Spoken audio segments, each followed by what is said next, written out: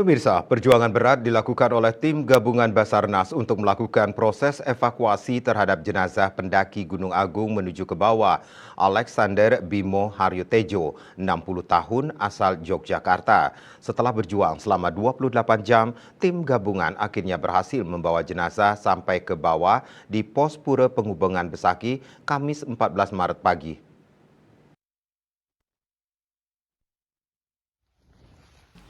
Perjuangan tim gabungan mengevakuasi jenazah hingga berhasil sampai ke bawah patut diacungi jempol. Bagaimana tidak, di tengah kondisi cuaca ekstrim di puncak ditambah hujan badai, petugas tetap bersemangat dan tidak pantang menyerah. Mereka tetap berjibaku, saling bahu-membahu mengangkat jenazah di medan yang begitu terjal menuju ke bawah. Akhirnya setelah berjuang selama 28 jam lebih, tim gabungan sampai di Pos Pura Penghubungan Besaki.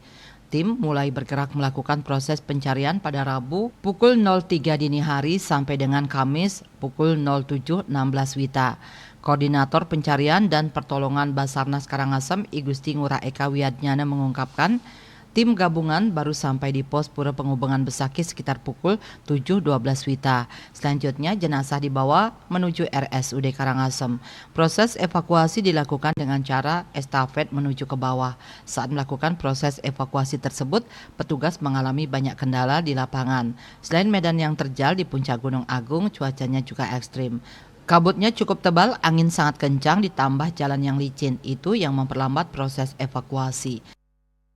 Kami bisa mengevakuasi bahkan sampai masuk ke ambulan, di mana saat ini korban sudah dibawa ke Rumah Sakit Umum Daerah Karangasem. Jadi untuk kendala yang kami hadapi di atas, itu yang pertama adalah cuaca. Badai, di mana badai sangat bisa dibilang untuk badai itu memang mengganggu aktivitas kita, belum lagi terjadinya badai ada longsoran batu, termasuk juga ada pohon yang tumbang. Jadi tim sempat berlindung ya menghindari badai sambil beristirahat. Jadi alhasil pada pukul 07.00 di hari ini korban bisa kita evakuasi dari atas bahkan masuk langsung ke ambulan. Eka Parananda, Bali Pos melaporkan.